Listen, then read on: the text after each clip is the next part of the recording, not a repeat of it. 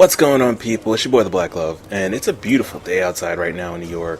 The sun is shining, not too hot, not too cold. The birds are chirping, it's nice. So I'm gonna make this a quick commentary because I want to enjoy the day. But listen, there's been something on my mind lately. I noticed, and I'm a big hip-hop fan. For those of you guys who don't know, I'm a big hip-hop fan. I love music in general, but I've always had a thing for great lyricists, people with actual talent, and that's something that's been lacking in hip-hop lately.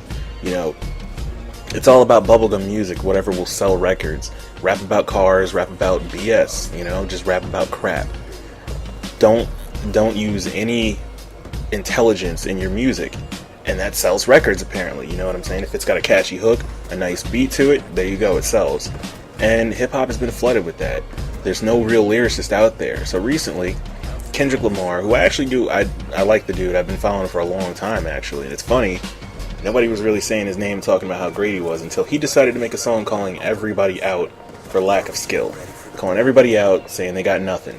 They're the reason why hip-hop is stale, and nobody's better than him, and he's the king of New York, and all this stuff he said, whatever. He lit a spark with his verse.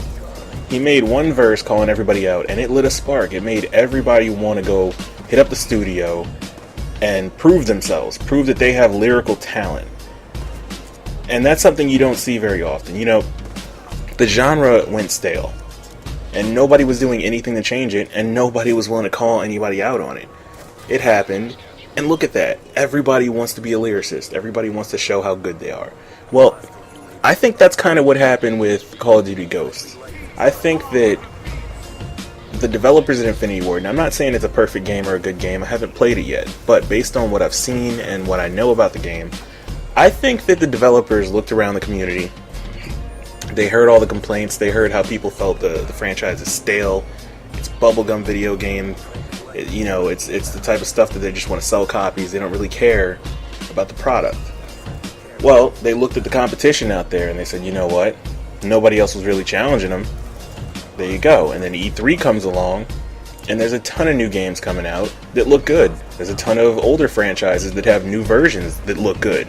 So basically, I think what they said was, with the next gen coming out, this being the first title in the next gen, let's go ahead and fix the problems in the game and make something people can enjoy. It doesn't have to be insanely innovative, it just has to be good.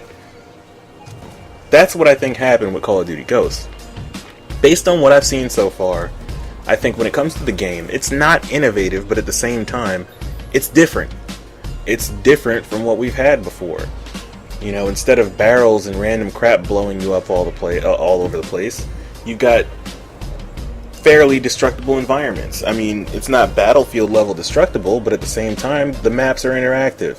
You can destroy parts of the map, you can use it, you can warp the map and change it, you can customize your characters and stuff like that, and I think that's really interesting.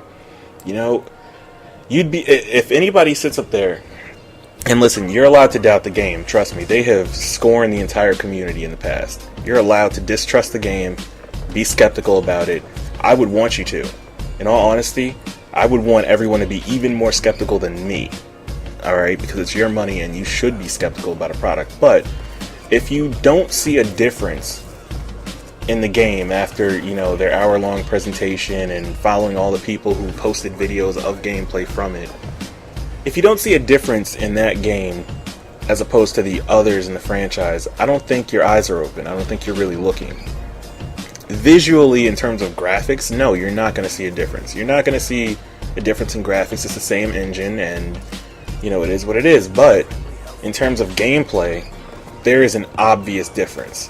And that's the reason why I see a spark that's been lit in Activision and in Infinity Ward.